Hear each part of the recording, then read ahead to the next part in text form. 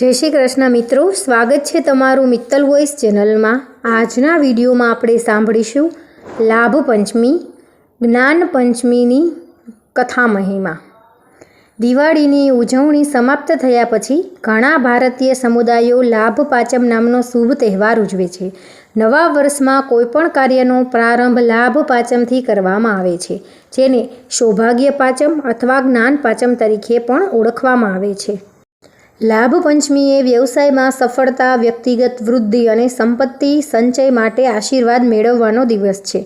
संस्कृत में लाभ शब्दनो अर्थ नफो थाय छे। गुजरात और महाराष्ट्र में वेपारी समुदाय मोटे भागे दिवाळीनी रजा पछी आ दिवसे तेमना खाता फरीथी खोले छे। जे लोको दुकान, वेपार के कारखानु शरू करवाना छे तेओ आ दिवसने खूब शुभ माने छे। लोको खास करीने तेमनो नवो धंधो शरू करे छे। दर वर्षे भक्तो आ उत्सवनी आतुरतापूर्वक राह जोता होय छे। लाभ पाचम ज्ञान पंचमीनी व्रत कथा। लाभ पाचम ज्ञान पंचमी कथा। पद्मपुर नगर में अजीत सेन नामे राजा राज करतो हतो। तेने 64 कला में निपुण यशोमती नामे राणी तथा वरदत्त नामे कुमार हतो। ते कुमार ने शुभ मुहूर्ते विद्या अभ्यास करवा माटे पंडित पासे मूक्यो। पंडित पण वरदत्तने राजानो पुत्र होवाथी खूब खंतथी भणाववा लाग्या, पण वरदत्तने जरा पण ज्ञान चढ़तुं नथी। एक अक्षर पण याद रहतो नथी। युवावस्था पामता ते वरदत्त कुमारने कोढ़नो रोग थवाथी ते दुखमां दिवसो पसार करवा लाग्यो। ते ज नगरमां 7 कोटी सुवर्णनो मालिक सिंहदास नामे सेठ रहतो हतो। तेने गुणमंजरी नामे एक पुत्री हती। ते जन्मथी रोगी अने मूंगी हती। अनेक उपचार करवा छतां तेने कंई ज फरक पड़तो नहोतो। तेथी ते दुख भोगवती परणवा योग्य थई गई, पण कोई तेने परणवा तैयार थतुं नथी। तेथी माता पिता अने परिवार बहुत चिंतित थया हता। एक वार 4 ज्ञानना धणी श्री विजयसेन सुरीजी ते नगरमां पधार्या। ते वखते पुत्र तेमज परिवार साथे राजा अने पुत्री साथे सिंहदास शेठ गुरुने वंदन करवा आव्या। नगरना लोको पण वंदन करवा आव्या। सौ वंदन करीने पोताना स्थाने बैठा। ते वखते आचार्य महाराजे धर्म उपदेश आपता कह्युं, भव्य प्राणीओ निर्वाणने इच्छता जीवोए ज्ञाननी आराधनामां उद्यम करवो जोईए। जे जीवो ज्ञाननी मनथी विराधना करे छे तेओ भवांतरमां विवेक रहित शून्य मनवाड़ा थाय छे। जेओ ज्ञाननी वचनथी विराधना करे छे तेओ मूंगापणुं तेमज मुखना रोगो पामे छे। तेमज जैणा विना कायाथी विराधना करे छे तेओ कुष्ठ, कोढ़ आदि रोगो पामे छे। गुरु महाराजनो उपदेश सांभळी सिंहदास शेठे पूछ्युं, हे प्रभु, आ मारी पुत्री गुणमंजरी क्या कर्मथी रोगी अने मूंगी थई छे? गुरु महाराजे गुणमंजरीनो पूर्वभव जणावता कह्युं, खेटक नामना नगरमां जीनदेव नामे धनवान शेठ रहतो हतो। तेने सुंदरी नामे स्त्रीथी 5 पुત્રો अने 4 पुत्री थई। तेओ भणवा लायक थया त्यारे शेठे 5 पुत्रोने गुरु पासे मूक्या। तेओ भणवाने बदले परस्पर रमत करता अने गुरु ठपको आपे अथवा शिक्षा करे तो माँ पासे आवीने गुरु अमने मारे छे एनी फरियाद करता। आथी माता गुरुने ठपको आपती अने छोकराना पुस्तको वगैरे बाળી नाखती। શેઠે આ વાત જાણી અને કહ્યું, છોકરાઓને અભણ રાખીને શું કરીશું? તેમણે કન્યા કોણ આપશે? વ્યાપાર કેવી રીતે કરશે? આ સાંભળી શેઠાણી બોલ્યા, તો તમે જ ભણાવો ને, કેમ નથી ભણાવતા? સમય વીતતા પુત્રો મોટા થયા। અભણ હોવાને કારણે કોઈ તેમને કન્યા આપતું નથી। તેથી શેઠે કહ્યું કે તે જ પુત્રોને ભણવા દીધા નથી। ત્યારે તે શેઠનો વાંક કાઢવા લાગી કે પુત્રો પિતાને સ્વાધીન હોય છે, તો તમે તેમને ભણાવ્યા કેમ નહીં? ઉલટો પોતાનો વાંક કાઢતી સ્ત્રી પર ગુસ્સે થઈને શેઠે કહ્યું, પાપણી, પોતાનો દોષ છતાં તું મારા સામે કેમ બોલે છે? તે વખતે તે સ્ત્રી બોલી, તારો બાપ પાપી। આથી ક્રોધે ભરાયેલા શેઠે તેણીને પથ્થરનો ઘા કર્યો। તેથી તે સ્ત્રી મરણ પામી। ત્યાંથી મરણ પામીને તે સ્ત્રી તમારી પુત્રી ગુણમંજરી થઈ। ગુરુદેવનો ઉપદેશ સાંભળી ગુણમંજરીને જાતિ સ્મરણ જ્ઞાન થયું। તેથી તેણે ગુરુદેવના કહ્યા મુજબ પોતાનો પૂર્વભવ જોયો અને કહ્યું, ગુરુજી, આપનું કહેવું સત્ય છે। ત્યાર પછી સિંહદાસ શેઠે ગુરુદેવને પૂછ્યું, મારી પુત્રી નિરોગી થાય એવો કોઈ ઉપાય જણાવો। ત્યારે ગુરુદેવે કહ્યું કે જ્ઞાન પંચમી, લાભ પંચમીની આરાધના કરવાથી તેના રોગો નાશ પામશે અને તે સુખી થશે। ગુરુદેવના વચન સાંભળી ગુણમંજરીએ જ્ઞાન પંચમીની આરાધના કરવાનું ગુરુદેવને પાસે સ્વીકાર્યું અને તેને ત્યાર પછી વિધિપૂર્વક પાલન કર્યું. તે વખતે અજીતસેન રાજાએ પણ ગુરુ મહારાજને પૂછ્યું, ગુરુદેવ, આ મારો પુત્ર વરદત્ત એક અક્ષર પણ ભણી શક્યો નહીં તથા કોઢના રોગથી પીડિત છે, તેનું શું કારણ હશે?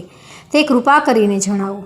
ત્યારે ગુરુ મહારાજે કહ્યું, હે રાજન, તમારા પુત્રની આવી દશા સાથી થઈ છે તે માટે પૂર્વ ભવ સાંભળો. શ્રીપુર નગરમાં વાસુદેવ નામે શેઠ રહેતા હતા. તેને વસુસાર અને વસુસાર નામે 2 પુત્ર હતા. એકવાર બંને અશ્વકીડા કરવાને વનમાં ગયા. ત્યાં શ્રી મુનિ સુંદર નામના સુરીશ્વરને જોઈને તે બંનેએ તેમને વંદન કર્યા.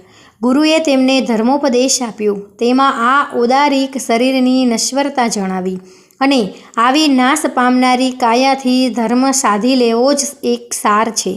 ગુરુની દેશનાથી બોધ પામી બંને ભાઈઓએ માત પિતાની આજ્ઞા લઈ ચરિત્ર ગ્રહણ કર્યું. તેમાં નાનો ભાઈ વાસુદેવ બુદ્ધિશાળી હોવાથી ચારિત્રનું સુંદર રીતે પાલન કરતા ઘણા સિદ્ધાંતોનો પરગામી થયો. યોગ્યતા જાણી ગુરુએ તેમને આચાર્ય પદ આપ્યું. વાસુદેવ સુરી દરરોજ 500 સાધુઓને વાચના આપતા હતા. એક વખત વસુદેવ સુરી સૂતા હતા. તે વખત એક પછી એક સાધુઓ સંદેહ પૂછવા આવ્યા. તેમને તેનો અર્થ સમજાવતા પણ મનમાં કુવિકલ્પ આવ્યો. તેઓએ વિચાર્યું કે મારો મોટો ભાઈ ભણ્યો નથી, તેથી તે કૃતાર્થતાથી સુખી છે. તેને નિરાતે ઊંઘવાનું મળે છે. તે મૂર્ખ હોવાથી તેને કોઈ કંઈ પૂછતું નથી. તે મરજી મુજબ ખાય છે અને ચિત્તની શાંતિમાં રહે છે. આવું વિચારી તેમણે મનમાં નક્કી કર્યું કે હવેથી હું કોઈને ભણાવીશ નહીં, નવું ભણીશ નહીં, અને પછી 12 વર્ષ સુધી મૌન રહ્યા. આ પ્રકારના રૌદ્ર ધ્યાનમાં પાપની આલોચના વગર મરીને તે વસુદેવ સુરી તમારા પુત્ર થયા. મોટો ભાઈ વસુસાર મરીને સરોવરમાં હંસ થયું. કર્મની ગતિ વિચિત્ર છે. ગુરુના મુખે પોતાના પૂર્વભવને જણાવનારા વચનો સાંભળી વરદત્ત કુમારને પણ જાતિ સ્મરણ જ્ઞાન થયું. ક્ષણભર મૂર્છા પામીને સ્વસ્થ થઈને કુમારે ગુરુદેવને વચન સત્ય હોવાનું કહ્યું અને રોગોનો નાશ કરનારા અને શાંતિ મેળવવાના ઉપાય માટે જણાવવાનું કહ્યું. ત્યારે દયાળુ ગુરુ ભગવતે કહ્યું કે તપના પ્રભાવથી રોગો નાશ પામશે અને સુખ અને શાંતિ થશે. પછી ગુરુદેવ વરદત્ત કુમારને પણ જ્ઞાન પંચમીનું તપ કરવાનું કહ્યું. કુમારે જ્ઞાન પંચમીનું તપ ગુરુ મહારાજ પાસે અંગીકાર કર્યું. ત્યાર પછી સૌ સ્વસ્થાને ગયા. વિધિપૂર્વક જ્ઞાન પંચમીનું તપ કરતા વરદત્ત કુમારના સર્વ રોગો નાશ પામ્યા. શરીર સુંદર થયું. જ્ઞાનાવરણ્ય કર્મનો ક્ષયોપક્ષય થવાથી તે સઘળી કળા શીખ્યો તથા અનેક રાજકન્યાઓ પરણ્યો. રાજાએ વરદત્ત કુમારને રાજ્ય સોંપી દીક્ષા લીધી. વરદત્ત કુમાર પણ લાંબો કાળ રાજ્યનું પાલન કરી છેવટે પુત્રને રાજગાદીએ બેસાડી અને દીક્ષા લીધી. ગુણમંજરીના મહારોગો પણ તપના પ્રભાવથી ચાલ્યા ગયા. તેથી તે અતિ રૂપવતી થઈ ગઈ. ભારે ઠાઠમાઠથી તેના લગ્ન જીનચંદ્ર કુમાર સાથે થયા. તેણે પણ તપનું આરાધન કરીને લાંબો કાળ ગૃહસ્થ ભોગવીને ચરિત્ર ગ્રહણ કર્યું. અંતે વરદત્ત અને ગુણમંજરી ઉત્કૃષ્ટ ચારિત્ર પાડી કાળ કરી બંને વૈજયંત નામના અનુત્તરવાસી વિમાનમાં બેસીને દેવ થયા. ત્યાંથી આયુષ્ય પૂર્ણ કરી વરદત્ત કુમારનો જીવ મહાવિદેહ ક્ષેત્રમાં અમરસેન રાજાને ત્યાં ગુણવતી રાણીની કુક્ષીએ પુત્રપણે ઉત્પન્ન થયો. તેમનું નામ સુરસેન પાડ્યું. સુરસેન કુમાર સર્વકળા શીખી અનેક કન્યાઓ પરણ્યો અને રાજગાદીએ બેઠો. એકવાર સિંહધર સ્વામીએ દેશનામાં વરદત્ત કુમારનું જ્ઞાન પંચમી આરાધના વૃત્તાંત કહેતા જ્ઞાન પંચમીનું મહત્મય સમજાવ્યું. તેથી સુરસેન રાજાએ અનેક લોકો સાથે 10,000 વર્ષ સુધી રાજ ભોગવી ચારિત્ર ગ્રહણ કર્યું. 1,000 વર્ષ ચારિત્ર પાડી કેવળ જ્ઞાન પામી મોક્ષ થયો. ગુણમંજરીનો આત્મા દેવલોકમાંથી ચયવી મહાવિદ્વેહ ક્ષેત્રમાં અમરસિંહ રાજાની અમરાવતી રાણીની કુક્ષીએ પુત્રપણે ઉત્પન્ન થયો. તેનું નામ સુગ્રીવ પાડ્યું. 20 વર્ષની ઉંમરે રાજા બન્યો. સુગ્રીવ રાજા ઘણી રાજકન્યાઓ પરણ્યો અને અનેક પુત્ર થયા. અંતે ચરિત્ર ગ્રહણ કરી ભવ્ય જીવોનો બોધ પમાડવા 1,00,000 વર્ષનું ચરિત્ર પાડી કેવળ જ્ઞાન પામી મોક્ષે ગયો. આ જ્ઞાન પંચમીને સૌભાગ્ય પંચમી અને લાભ પાંચમ પણ કહેવામાં આવે છે.